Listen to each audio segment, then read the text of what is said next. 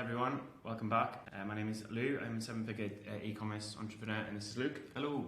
Luke is my apprentice slash Padawan on the e-com journey. Today we're going to follow up from the previous video when we were looking at some of his marketing. So Luke's now gone live, probably I think this is the 4th day of running ads. So this is bringing all of the architecture together on the website, on Facebook ads, on Klaviyo on the back end, on the front end. This is kind of a lot of work all coming together, so it's nice to see that we're hopefully going to start to make some traction. On the screen, this is just one of my other brands. You can see just trailing 12-month revenue. So again, just hopefully a bit of credibility that I've been around the block for quite a while. I've been in e-commerce almost 10 years now. And my plan is to pass all of this knowledge down and help everyone essentially trying to achieve time, financial and location freedom via e-commerce. So let's get into it, just a refresher. So this is Luke's website, it's called Red Light Innovation, and what he's done is he's essentially white labeled a dropshipping product and created a brand around it. And this is pretty much what I'm wanting to teach everyone to do, is not just to kind of be on that treadmill of having to find products, market them, build websites. I'd like to help you find a product that adds real world tangible value. It can actually solve proper problems, and it can actually help add value to people's lives. It's not just a flash in the pan. It's not an impulse buy per se. This is something that actually solves proper problems and people are willing to pay for, so there's a value or a level of value attached to it. So the past couple of videos, if you have time to run through them, hopefully there's tons of value in there for you. We're going to keep this in mobile mode just because this is primarily direct to consumer. We're doing most of our ads through Instagram, Facebook and also TikTok eventually, so they're going to be looking at the mobile page, so we'll keep it strictly on this. And the product, for those who haven't seen any of the prior videos, do you want to give them a quick overview of what it does, what it doesn't do, what the product is? Yeah, so it's a red light therapy hat aimed at men for hair loss. It uses new red light technology, which I'm sure most drop shippers would have heard of. I mean, it's going around everywhere. It's the new craze at the moment. It's backed by science and clinical trials as well, so it's not a fad. It's not a fake item, which is great. It's actually adding value to people's lives, you know. And there's other people doing exactly the same thing. Yeah. That's it, really. Amazing. And what is also interesting is if you go back to the first video in the series, you get a glimpse of what the first iteration of the website looks like versus what it is now. You can see how clean and crisp everything is, how everything's well architected, there's a clear call to action, everything from the header down to the coloration, the branding, the product images. There's been so much thought put into it, and I'm happy to say that Luke's actually had his first conversion. Indeed, yesterday, last night. So how do I feel? Yeah, oh, God. Yeah, I mean, I was screaming on top of the world. It's nothing beats having your first order, especially a high ticket item. I haven't done a high ticket item before, so I've been worrying the whole time, thinking, is the price right? Shall I change it? Blah blah blah. And yeah, finally I got that ding. It was a proud moment with the amount of work that went in behind it as well, and made it all that better. Yeah, I think what's also important to touch on is, so say it's Saturday now, turn the ads on Tuesday. Yeah. It was quite interesting just to look at this from a mindset perspective, because I was obviously working closely with Luke for the Wednesday, Thursday, Friday, and it's so interesting just to see how the emotions play up and how you're very tempted to like maneuver things or move things or change things when you spend so much time kind of architecting something. You've got ads running, again, that is a whole science in and of itself, but you see how sometimes you do have to stick at things, particularly so in e-commerce, and that is compounded by the fact that we have a high value, high ticket item. So the buying cycle generally probably isn't going to be impulsive. You're going to have to build that relationship with the customer, which means it's very educational and led on the front end. So we're not just going straight in for the kill, expecting people to land on the landing page or see the ad, click through and buy straight away. With things like these, when they cost a lot more, the buying cycle is generally a lot longer because they need to understand what the product is, what it does, who else is using it, how it works. They're going to have loads of questions before parting between like $300-400. That's it. Naturally. And again, that just comes back to the principle of putting yourself in the consumer's shoes and thinking, what objections are you or would you have against it? And then your job as a marketer or managing your own store is to come up with creative ideas to help them understand what the product does. I mean, how are you feeling on, say, Friday morning and you still hadn't any sales. Oh, it's horrible. I mean, like I said, I come from a bit of a dropshipping background, which is where I kind of learned how to get into e-commerce. And the way that dropshipping works is it's a very quick impulse buy. You know, you're running ads 2-3 days. If you haven't had a sale by then, shut it down and move on. So that kind of thought process was kind of ingrained in me. And I started getting obviously upset about it and just thinking about everything and overthinking, you know. I mean, I've got this thing where it records people coming onto the website, and I was looking at every single one, just going, oh, I should iterate that little thing on the website there. But yeah, I'm just overthinking things, looking back in hindsight. Yeah, it's so easy to do that and get caught up. And I suppose you also come from a bit of a trading background and you understand how emotional management is incredibly important, because we think we make rational, logical decisions, whereas most time we're emotional creatures. We're driven by that, and sometimes if things aren't going so well, particularly so when you've had quite a long build up, because I generally say there's 2 marathons, particularly so if you're building a brand or product around a brand or brand around a product. Is that first marathon is R&D, developing the product. That can take weeks, months, sometimes even years. And you think that in your thought process is build it and they will come. But what you don't realise is, okay, you've put 2 years into developing this amazing product, getting everything ready for it, all the photography, the website setup, all of your back-end systems, and then you realise, actually, I have to move these, I have to get them out into the world, I have to tell everyone about them. So that second ultra marathon is the longest and sometimes the hardest, because that's when you have to learn a whole new skill set. It's fine being an inventor or an operator and being very good at the front end or on the product side of things, but if you're not able to mix and match that with a newly acquired skill of sales and marketing, and most importantly that comes back around to human psychology, then it is going to be very difficult for you. So if we can if I can help break some of that down for you, just to understand and get in the customer's shoes. We talk a lot about consumer or avatar profiling and just trying to get into the heads of them and what their fears, their worries, their likes, their dislikes, and really spending time to get to know them. I think in the first video we went into that quite in depth. Yeah. And I think as more sales come through, you will learn more naturally about what resonates with your consumers. So these first early sales are super important for you to be able to because you are finding your way in the dark, particularly so if you don't know who your target demographic is. For this product in particular, it can be quite broad because it does work for males and females, from what I understand. And if we're looking at the problem of hair loss, which is what this is set up to solve, that can happen from your teenage years all the way up to your 60s, 70s, 80s. Exactly. Yeah. So it's very broad. And what we started with, or what Luke started with, was with the hypothesis that this is going to be for, say, middle-aged guys in fitness industry. That's it. That's kind of what we had to go off. So that's essentially what we've built the website around, that hypothesis. But as these sales start to trickle through, we can start to make more data-driven decisions, and that's one of the most important things. You have to start with something, but I call it the physics of progress, where it is essentially a continuous cycle of hypothesis, put it to the test, review, did it work? Yes. Do more. Did it not work? Okay, let's try something different. And you just continuously go around on that. And that works for every single functional and technical area of your e-com brand, whether it's your website, if it's your landing pages, if your ads, your content, your creative, your flows, your campaigns, your email marketing, your Google ads, everything follows that same cycle. And as you start to learn more about the customer, everything becomes a lot more easy, because you can profile them better, you can understand what their problems are. So sometimes it's very good in the beginning to do things that don't scale. For example, Luke is watching every single visitor, looking at the heat maps, looking at the way they navigate the website, and sometimes that can give you really good insight into, like, are they just landing and bouncing straight away? Why is that? Is it because the price is too high? Is it because of the coloration? Is it because the flow's not there?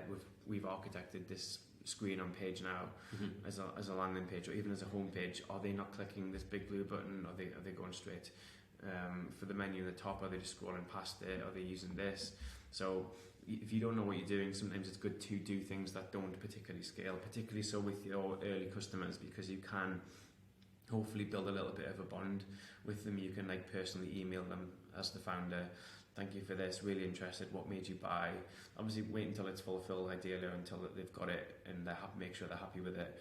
But even if sometimes you can be scared to do that because you don't want them to complain or ask for a refund, but sometimes there's a lot of value in that, because it helps you build and anticipate if there is a problem with a product.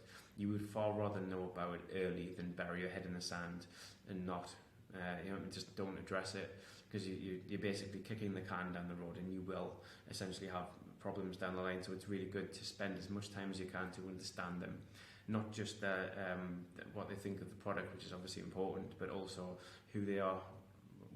Can you profile them? Can you look for commonalities, particularly so on the problem and how potentially is going to be able to solve it, but also where are they, like geographically, what's the gender, what are their interests, how did they find you as well? Was it an Instagram ad? Was it a Facebook ad? What did they think of the website? You know what I mean? You could even probably technically call them up and ask for 5 minutes of their time, and I'll give you a £5 coupon, or I'll give you £5 back off your order just to cover the time. But that is really, really good at the beginning, because if you don't know what you're doing, you're going to have to get close with these customers, profile them, and then all of a sudden, instead of being this broad market, you can start to narrow it in, and specificity in e-commerce or any sales and marketing is important, because that's how you can reverse architecture or reverse manufacture your whole infrastructure on the front end, which is still technically under the marketing bracket, to fit what they need. So that's definitely something you could look into. Definitely. At time. So is there anything specifically you wanted to talk about on this? Because obviously I can talk about customer profiling all day. But yeah, I mean, so the website's kind of covered. I mean, obviously there's going to be iterations that need to be made later on down the line. It's probably more focused on either email marketing or Facebook ads, really. Okay. I mean, I've set up the basic flows on the email marketing side of things. We touched base on the ads previously. The ads are running at the moment, but maybe having a look at the metrics of the ads and going, okay, when do you know how to, I don't know, scale or like cut the ads, you know? Okay. Well, just before we go on to that, just looking at this page, right, above the fold, what's wrong with it? Above the fold, what's wrong with it? This is your Goldilocks zone. What's the matter with it? I don't see any white spaces anywhere. What do you see a lot of? Writing. Yes. And what do you see not enough of? Pictures. No. No. I don't see enough of that add to cart button. Ah, right, okay. Yeah. This is information overload. Here, can we get these in tabs? Put that add to cart button here. Like, as in put all the tabs underneath the add to cart. Either put them underneath, or can you tabulate them, so instead of being stacked, they're next to each other? I'll probably put the add to cart at the top then. Yeah, do that, because remember, you want it to be very open and apparent what you want to do. Like, don't let them think about what action they want or need to take. Make it abundantly obvious, okay? And if they want more information, they can scroll down. Okay. They can look in the hamburger menus or drop downs. Cool. Just wanted to put that out there. Yeah. Okay, so you wanted to have a look at ads to start with. So these are your ad campaigns. So obviously I can see one page just come through here, which is fantastic. So do you want to explain what you've done? Because when we discussed it on the last call, we said we were going to do 2 campaigns, one manual, and in there is your interest-based stack. Yeah. And then eventually retargeting. Yeah. And then we've got an Advantage Plus. I see no manual, and I see USA instead of the UK. So tell me what's going on here. So we've got one UK one, which is the one that I started up on Tuesday. That's been running for, 5 days? And then I started the USA one up as of yesterday. I just wanted to test the market. I'm not putting a lot of money on it. It's like $50 a day. The same ads as well. I just want to see how they react to it, and just maybe keep that going for a week. Okay. Why have you broadened your market? I mean, there's nothing specific on the website that says it's for the UK, so it's quite early days, and I can test that. You know, instead of me going, okay, these are my customers now, I would rather keep it a little bit broad and go, okay, who's reacting better to this? You know, like, my CPM's cheaper with the USA. Am I getting more clicks with the USA? Or I think that matters is how many sales are you getting. Exactly. Yeah. End goal is how many sales I'm getting. Yeah. Okay. Why are you not doing a manual campaign? So we're still keeping it quite broad at the moment. It's not interest based because we don't know enough about the customer to be able to start going into the interests. You know, I don't even know if they're male or female. I'm currently testing just for male, but yeah. And then obviously I've had one sale, and I know that he's over 55 years old, so I've got that, but still not enough data yet to be able to say, right, these are. Could you not do manual male interest fitness? No one's purchased from fitness. I don't know if any of my customers are involved with fitness as well. Okay, but remember, we start with the hypothesis. Yeah. And then we validate it, or we invalidate it. Unvalidate it then, I'd say. Okay. So are you wanting to keep this like this? Yes. You have budget, because remember, the USA is a big place. It's a great market, but it's very big. I'm happy to leave that going for a week for $50 a day. If I don't get any sales after a week, then I'll shut it off. Okay, let's have a look at this then. So we just got the one UGC, and this is it. Yeah. And you turn a couple of these off. They're not working right. Yeah, I mean, I was just looking at the metrics and then saying, right, those ones don't look as good as the other ones, and I think I've done a good job actually. I'm starting to get quite good metrics for these. Very good. Yeah. Nice. It's less than that before. Compared to your AOV. Well, you got it on the last 30 days. If you do it from Tuesday to... Actually, yeah. It will make a difference because you only started it on Thursday. True. But yeah, obviously that's good. Where you're going to lose on this is obviously because it's spending on the rest of the ads as well. So that's obviously going to add up. So important to think on. And do you have your margin sheet yet? The margin... Yeah, the one that you... DTC calculator, yes. And how does this all fit in? Do you know what the maximum you can spend in is per sale? Yes. Yeah? Yeah. And what is it?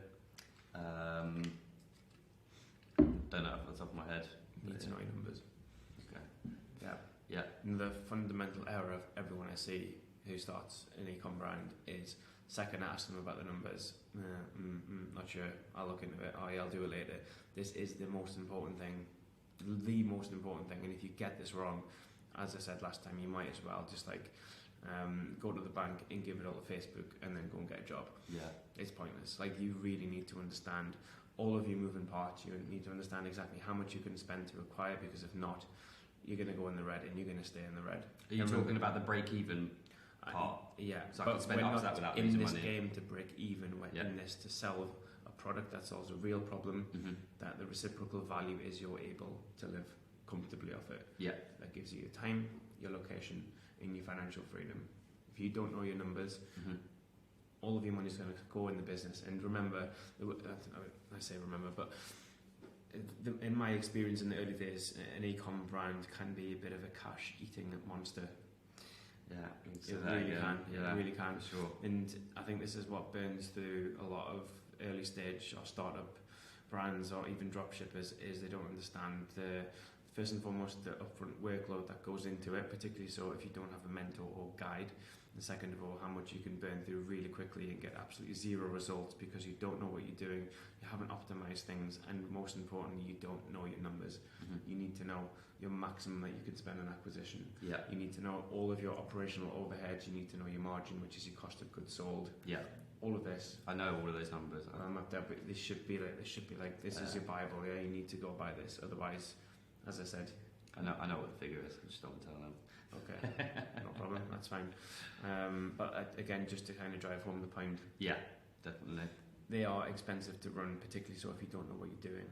So I would far rather say invest in a mentor upfront rather than put money straight into ads. I completely agree with you. I mean, I always heard when I was starting out, oh, you should get a mentor, but I kind of brushed it off. After meeting Lou, the amount I have learned in such a short space of time. I mean, how long have we been doing these podcasts for? 2 weeks? Not even that. It's crazy, guys. Honestly, get yourself a good mentor. Get yourself this guy if you can. He's a busy guy, though. Yeah, running multiple brands. But this is kind of what I'm trying to do with this channel, is to give back as much of this knowledge and just open source it. And I'm also looking to build and start a school community, which I'll link underneath, where I'm going to be doing either 1 or 2 calls, which is 1 to many, where I answer all of your questions directly every single week. So again, if you think you get value from that, maybe just type school underneath, just comment. The more of those I get, the more I know that I need to create this and build this for you. Okay. All right, back onto this. So, what do you need any help specifically with your ads? Do you want me to break anything down? Yeah. Or are you happy with how things are? So, I mean, looking at this, I've had 1 sale from that UGC ad. Okay. My first thought, it being a dropshipper, is scale that ad, because I've got a good margin with that anyway. You know, that could still last, I don't know, a couple of weeks or whatever, and I'm still be in profit from that 1 ad. Do I put that ad into its own campaign with its own budget now that it's proven that it's given me a sale, or is it too early days? What do you think? Too early days, but I want to. Yeah. But remember, you don't have enough data yet. If this starts pumping and doing 10, 20 sales, you know you've got a winner, but you've literally had 1. Yeah. It's not a big enough data set. Fluke. Yeah. You haven't got a big enough data set, is the problem. Then look at the spend as well. It obviously likes this one the most. Yeah. Yeah, it's give you the most reach. To give you the most spend on this one. Mm-hmm. Well, hopefully it'll change its mind now. Yeah. But I don't know how the algorithm works. I don't think anyone knows how the algorithm works. I'm not gonna lie, even the Facebook guys don't know how the algorithm works. But remember, all you can do at the minute, it's still very early days, and I would always say minimum 4 to 7 days on an ad set. But it's always going to be contingent on your budget. Yeah. Because technically you could just turn all three off now and double down the budget, or just direct it all at this. Yeah. If you were limited on budget, maybe you could do that because it's proved one. But then you don't know overnight you could get 2 sales off this because this is the one getting all the leads in. Yeah. And then if you've got delayed attribution, which remember one of the biggest problems in e-commerce at the minute is understanding attribution, which means where are your sales coming from, which platform, which ad. Yeah.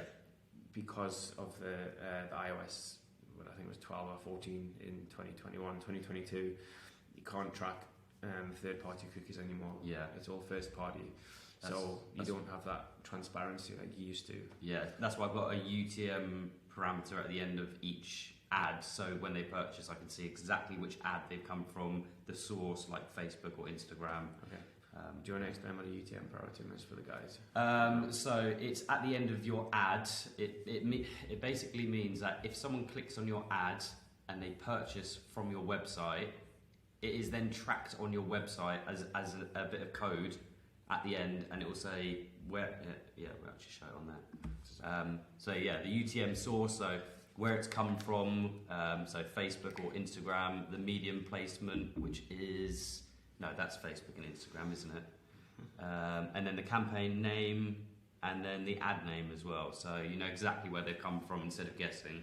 Okay. Where did you get this from? Davo. Okay. And it works? Yeah, it works great. Okay, perfect. Can we share this with everyone as well? Yeah, sure. Okay, cool. Again, just comment below. Just comment UTM, and I'll copy that in for you. Okay, good advice. So that helps everything that can help you make data-driven decisions. The better, because attribution is a problem, and when you're starting out, if you don't have a huge budget, understanding where to place your time, effort, energy, resource and money is really important, so don't skip that step. Everyone thinks it's a bit of an advanced thing, but it is literally a copy and paste. Yeah. And it'll help you interpret data a lot better, particularly so because attribution is a problem, and sometimes there's delayed attribution with Facebook as well.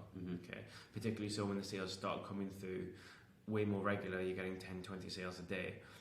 It's not going to be that instant. Sometimes there's a bit of a lag on it, so you can turn ads off which are actually doing well. It just hasn't attributed any sales to it yet. Yeah. And then you turn it off, and then there's 2 or 3 sales on it, and then the CPAs come down, which is cost per acquisition, and you're like, wait a minute, how's I getting sales? Because it's not live, it's not real time anymore. Yeah, it's lagging. Yeah, it would be great if it was. Okay. Anything else you want to know on the ads? I mean, the amount of ads that I've got on there. What should I be doing? Should I be adding more onto here? And testing more all the time? Is there a certain amount that I should be doing at any one time? So I have a hard and set rule. So say you give each ad, as I said, minimum 4 days, but you need to keep your variables consistent. Okay. If you start going in or changing your landing page, tweaking the ads, adding new things in, or if you're adding new ad sets in, that's going to disrupt the budget distribution, then it's not a true test. So literally set it and forget it. Yeah, but don't so forget about it. That, yeah. Again, this is where your emotional management needs to come in, because you have to trust the process. Particularly so if you have a product which is expensive or relatively expensive for consumer, because there is a longer buying cycle. They're probably going to need 2, 3, 4, 5, 6 touch points, and if everything is dialed in correctly, that front end, that initial impression that leads to a click through, there's 2 touch points. So they've seen an ad, they've shown interest, they've gone on your website, then you've got your lead phone catcher, so your email offer, whether that's the free product that you had, whether that's the quiz that we're running, that then engages them more. They then fall into your Klaviyo flows, they're in a welcome series, and that can be anything from 7 to 20 emails sequentially going down, taking them through a whole routing process. So again, every time it's a new touch point, you're building trust, you're building domain level authority, you're answering their questions, you're showing social proof, and every one of these just reinforces that this is good, this is a decent product, it's worth the investment, and here's why. Because from a user's perspective, it's them doing their own version of due diligence. Yeah. They're checking everything's legitimate, others are using it, they're getting results. They now know a little bit more about the science. They haven't just been sold to, they've been given value. So the quiz will tell them if it's right for them, value. The emails will tell them more about it, value. You're not selling, you're not pushing the sale. It's actually like a bit of a journey you take them on, where there's strategic touch points which will help aid them in that ultimate goal of conversion. Yeah. And it doesn't end there. This is where I talk about your normal funnel just going down. My funnel has a second end to it, which is where instead of just being solely focused on acquisition, you can lock these customers in and you can then spread it and take more revenue from them. Yeah, so I've been thinking about that as well. So this first guy that's purchased obviously goes into the thank you flow, and I was thinking about turning around and upselling him and saying, look, if you have a friend, if you recommend them, then we'll give you 20% of whatever the sale cost is, yeah, and we'll refund that to you. Yeah, and you can automate that with apps like Referral Candy on Shopify. Yeah. So you can take yourself out of the process. But again, this is another marketing tool, and we know the best marketing is always going to be word of mouth, because people buy from people, particularly so the ones that they trust. So it's always going to be good. And ideally, you would start your brand with this already pre-built in. But for now, I know there's so many moving parts. It's very easy for your attention to be dispersed. Distracted, yeah, on the wrong things as well. Yeah, well, that's the thing. You're finding your way in the dark, and that's again why having someone who's been there, done it, who's well seasoned, can kind of help you, even if it's just on the emotional management, to know what not to do. Because sometimes knowing what not to do is as important as knowing what to do. And my journey was incredibly difficult. It took a very long time for me to make anything. Probably the best part of 4, even 5 years. Finding my way in the dark, didn't have a clue what I was doing. You should definitely do a podcast on your journey as well. Yeah, I've done a couple that just haven't been published yet. But yeah, we were running through some of my early wins and losses on the journey, which I probably will do a separate video on it. I'll put it in the school community just so you can see. But yeah, very interesting. But you're right, if you don't know what dials to turn, what buttons to press, then it can be very confusing and almost like overwhelming, and it's that paralysis analysis thing where you're like, well, they look at me the other day, and then you get nothing done, then you just shut the whole thing down, or you pivot everything, and then all of that compound effect is just killed. All of that stored value, all of that stored energy in potential systems is just killed because you've just thought, actually, it's not good enough. But the only time you can actually say objectively that something isn't working is if you've done the testing. Yeah. Test the product, test the price point, test the creative, test your flows, and look where the breaks are in the way that your customer journey is going. I mean, so we changed the price. Well, I changed the price of the product as well, and my thinking behind that was, I don't think the product was quite where I want it to be. And first of all, I don't want my customers to get upset when they receive the product and think it's not quite worth what I think it is. So my thinking behind that was to start a little bit lower, and then as the product gets better and I build up my customer base, then I can justify the price, because I built up the value and I built up the brand there. I don't know what your thoughts are behind that. Again, I think it's too early to say. Yeah. Like, for all you know, he was going to buy anyway, and could have been. You would have paid an extra couple of $100 for it. You don't know, because you haven't got a big enough data set to be able to make these types of decisions. It's still too early. Yeah. But the pressure is from Luke's side.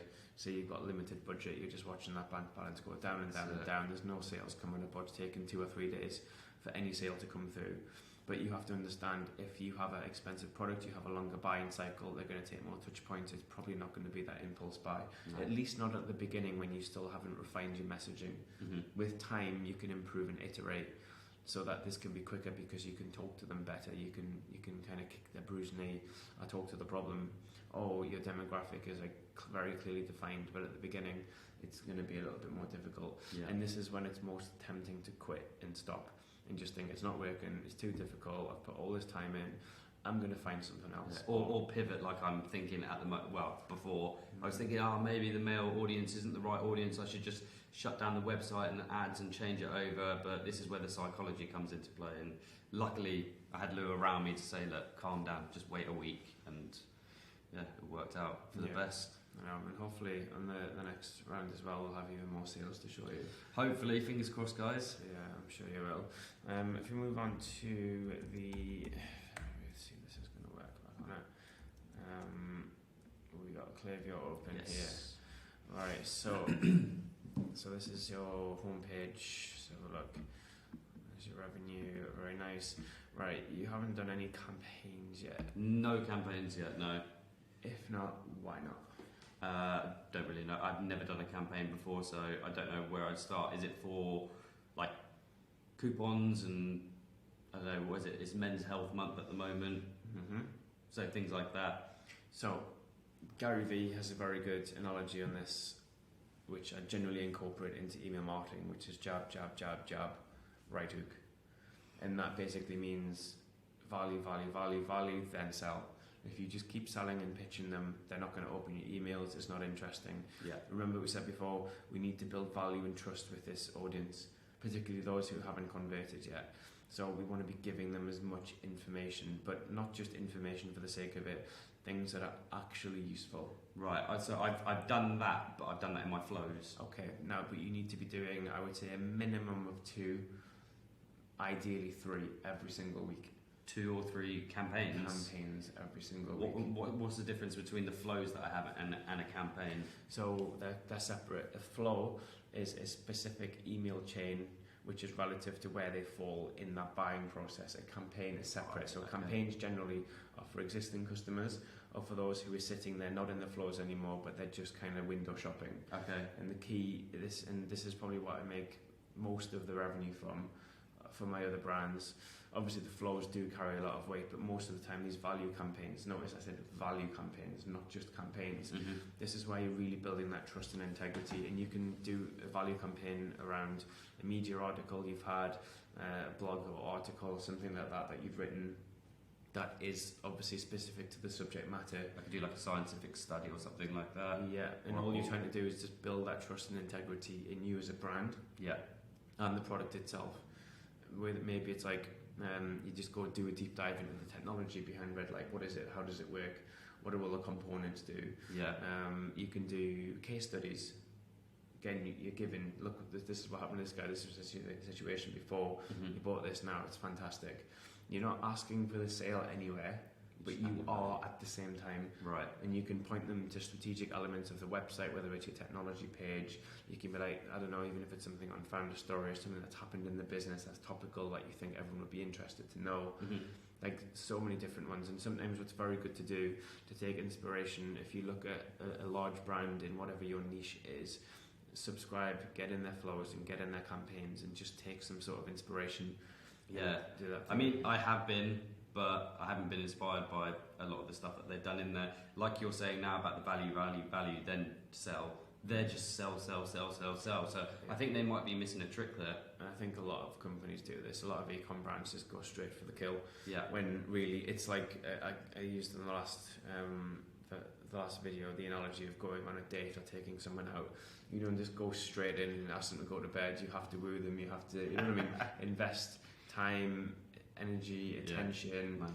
Exactly, yeah. And it's very much the same with your customers. You are technically courting them. You're building value in you, what your product does, how it works, what it doesn't do, is it for them?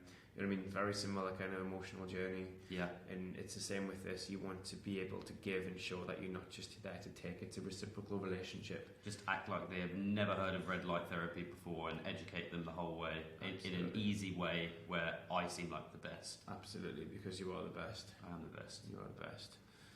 I believe you. Yeah. So yeah. 2-3 value campaigns every week. If you're struggling for ideas, as I said, join some of the big brands, even the ones that you buy from yourself. They're sometimes good. If you've bought from something yourself, try and model. And I always say, model the traits of the greats or stand on the shoulders of giants. Look at the way that it's laid out. Look at the design. Look at the topics. Look at where the links link to. Look at how they will slide in a subliminal cell at the bottom. Yeah. And then the most important thing for the campaigns, particularly when it comes to strategic times of the years, you can build, if you have good open rates, and that's another thing that's really important.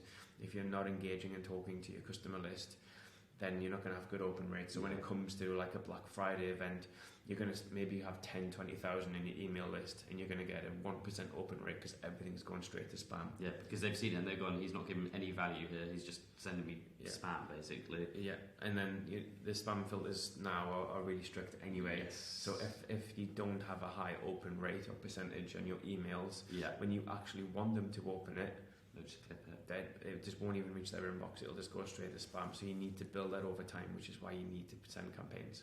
Don't just sleep on this at all. Really important. Spend the time to do it, even if it's just a rich text one. It doesn't have to be like fancy and designed, although it obviously looks better, more professional. You can have a look at my ones. I mean, I've surprisingly got quite a good open rate.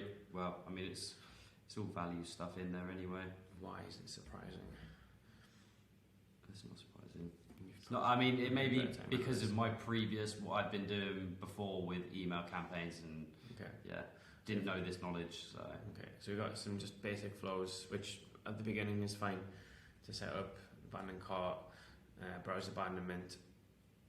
This is your customer thank you. I'm assuming this is your post-purchase automation flow. Yeah. Okay.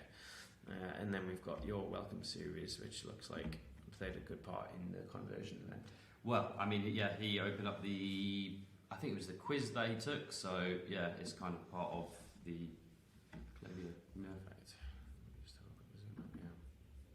I think he actually went to his email, opened up the email, went back to the website, and then converted. So it's Klaviyo. If you click Show Analytics there. So there's the open rate.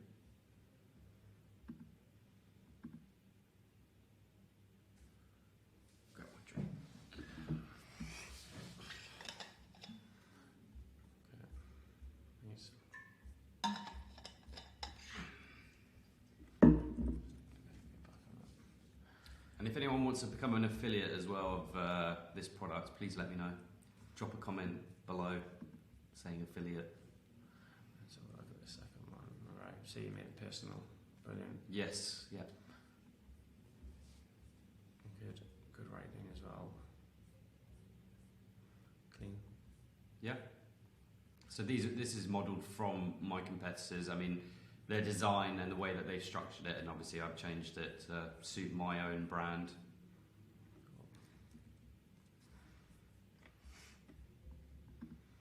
Social proofing. You see, I'm not none of this is actually selling. It's value. Yeah, it is. Yeah, it's showing. It's just all different touch points, right? Yeah. Really good. Obviously, this is just like a first design, but I'm quite happy with what it looks like. But I want to change it in the future. This is interesting. I didn't know if you had to put the conditional splits there. I was going to ask you that. So, but if they do, they would fall out of this flow anyway, right? Where would they fall out? Because I have a filter right at the beginning. Mm-hmm. So let's say they purchase. Let's say they're already in the welcome flow. Then they purchase. Mm-hmm. Do they automatically get taken out of that flow? Depends on your parameters. What you set it up like. Where would those parameters be? Right at the top, where the filters are. Yeah, pretty much. I'm not a Klaviyo expert by any means. I used to do it for many years, but probably for the past 2, I don't generally get involved in it, so I'm probably not the best person to ask. But generally, if they fall out, if they do purchase, then they should fall. But actually, they're already in. This is a welcome, so they've already purchased, right? Yes. No. This is before. This is pre-purchase. So this is. Okay. This is welcome series. Okay, this is pre-purchase. So if it's pre-purchase, they should fall out of this and into the next one. Okay. Technically, but yeah, as I said, cool. I'm not. I put that in there just in case because I didn't want them. Because that's just going to do the same thing, right? Yeah, that's exactly. Yeah, it's the same filter as the top. Yeah, but I didn't know like if they were on the second email, do they carry on going? You know, does it? It shouldn't if you've got it set up correctly on your post-purchase. Okay. Take them through it. Because otherwise, so once every time you just keep having this conditional split, which you don't need to do. Okay, cool. So it's just more social proofing, right? Yeah. This one.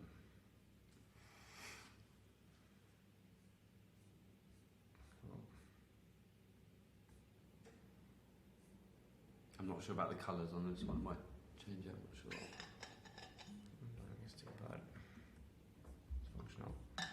about this conditional split every time now. Yeah. That was just from that purchase. I had a little panic. I was like, I don't want him seeing any coupons while he's in that flow before he receives the item, because he's going to be like, give me a discount. No, I think if you set that up correctly, it won't happen. Okay.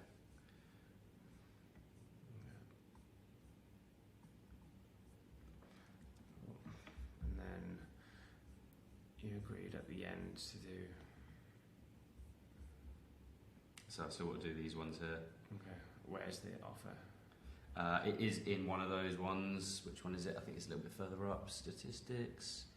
Medical studies. Maybe this one? No. Is it demonstration? That one. Try that one. This one? Yeah.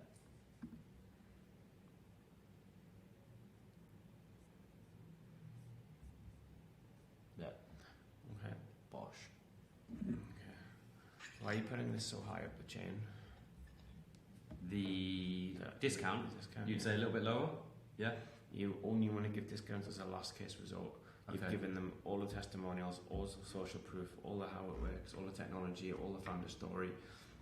Assume they're not going to buy after that, then you have nothing to lose by giving them a discount. I think my psychology behind that was, once they've opened 3 or 4 emails and they haven't bought by then, they're going to start getting bored and they're not going to open up the other emails. No? Put it at the end. Okay, cool. You want them to pay full price. Remember, you've paid how much for them to get into this flow. Yeah. Don't eat away at your margin unnecessarily. And it is expensive right now to get them in there. Exactly. So put that at the end. Perfect. Yeah. And you can maybe have a follow-up one after to end it, where it's like last chance. Yeah. Just build a bit of agency, a bit of FOMO if you're missing out. I think I might have that in one of my other flows actually, the browser abandonment. Okay. How long have you got on this? Or the add to cart. How long does this take to go? What we got? 1 day. So you're waiting a day for this? No, that should be instant. Yeah. So that welcome gift is instant, then you wait a day for the next one. What we got? 1, 2, 3, 4, 5, 6, 7, 8, 9, 10, 11, 12, 13. Quite a lot. So nearly 2 weeks. It's quite a lot. Can we condense this a little bit? Yeah, I mean, I can change it from 2 days to 1 day. Yeah, keep working on them. Okay. Remember, you want them getting these touch points as soon as possible, whilst there's buying intent there, because you assume if they're in this flow, there's some level of buying intent. Okay. Because they've given you their email. Yeah, that's true. Yeah. Well, they've taken the quiz at least, yeah. Exactly, which still means there's buying intent. So, okay, that's cool. What have we got here? Yeah, I think these are pretty dialed in. I mean, they're not amazing. I can show you behind the scenes of a 7-figure brand, but maybe we'll do that next time. Yeah. For starting, I think they're still really good. I'm following some good guys on Instagram for designs on email marketing. Yeah. Codes again. How early up is this? Okay. Not too bad. Yeah, I think my thought process behind that was get them quickly if they're going to add to cart. They're obviously very interested in buying, so need to push them over. Same with your welcome series as well. This is your post-purchase, right? Yeah. I think, what's it called? That's Yeah, right. thank you. Yeah. Okay. I haven't done that one Yeah, I yet. was going to say that doesn't really make sense. It just means that they bought twice, I think. Okay. Remember, this period immediately post-purchase is really important. Okay. So do not sleep on this. Right. Because the last thing you want them to do is lose any level of excitement about it, not build the anticipation. From a psychology perspective, it's like if you buy something, you don't have it instantly online. You have to wait for it to be posted. So this is your time to build up anticipation. Okay. Obviously, you've got I'm assuming your shipping emails and stuff all set up. Yeah. So you keep them in the loop so they're not like, where is it? What's going on? Is it a scam? I always think everyone just assumes things are a scam, and do your utmost to make sure that they feel comfortable. And then also that first couple of days after they've purchased, you really have to start building value. And then also what helps with this is understanding your transit times, because you can architect your post-purchase email automations around when they averagely get their product. Day one of using it, this is how you do it, this is how it works, this is what it looks like coming out of the box, this is when you use it, this is how other people are using it, this is how I used it. Like, just really just keep that excitement and anticipation high, because it works a lot to stop them cancelling, or stop them returning, what to expect, how long this is going to take, how this is going to work, the best times of day to use it. Just get in their head again and just walk them through all of that. Cool. So do not sleep on this. This is really important. That's good. That'll keep you very busy, actually. Yeah, this is your insurance policy. Against, or you can. I have a few where there's an introduction on day 7 from my customer service, where it's like, hi, my name's Adam. Customer support here. Obviously you're really important to us. I just wanted to check in and say, how's it going? Amazing. It's a rich text. It's not a briefed up email. It's just a direct, short introduction. How are you? This is who I am. I want to help you. How's it going? Perfect. And then reply to every single one of them. And then week 2, one from you. Hi, I'm the founder. See, I've done that on the first one. No, but you're not asking them a question, are you? No. I want a personal note from you. Actually, if you click on that. This one. Okay. This is introducing you, right? Yeah, it's a little bit more than that as well. Okay, but you're not engaging them in communication, right? So we're constantly striving to provide the best experience possible, and feedback is a crucial role in helping us achieve a goal. If you have any thoughts, suggestions, or even want to say hello, please don't hesitate to hit reply to this email. We'd love to hear from you. Break this up, it's a big chunk of text. Yeah, it's very texty actually, the whole email. Yeah, remember, no one reads stuff. But I would have a separate check-in from you on week 2 or week 3. Okay. I am Luke, just want to check in, how's it going? Are you using it? And then have 3 questions that are really important to you. How did you hear about us? Are you enjoying the product? What you see getting out of it? And what would you have to do to tell absolutely everyone about this product? Amazing. That's such good thinking. I would never have thought of that. And just build that relationship again. Obviously you do run the risk of customers being, I don't like it, it's not working very well. But then remember, you don't want to bury your head in the sand. You want to try and get out in front of that and understand why. The good thing is also I've got this tracking app, so they can also send us pictures in as well and say, look, send us a picture in, we'd love to see your progress. Make it seem, well, we are interested. Make it personal. Not make it seem. Make it personal. And they don't know this is sent from an automation. As far as they're concerned, you have actually sat down and typed it, which you have at one point. And it does go to your inbox. So you are actually getting it. You are the recipient. So I think that's, for starting out, obviously there's still a ton of work to do in here.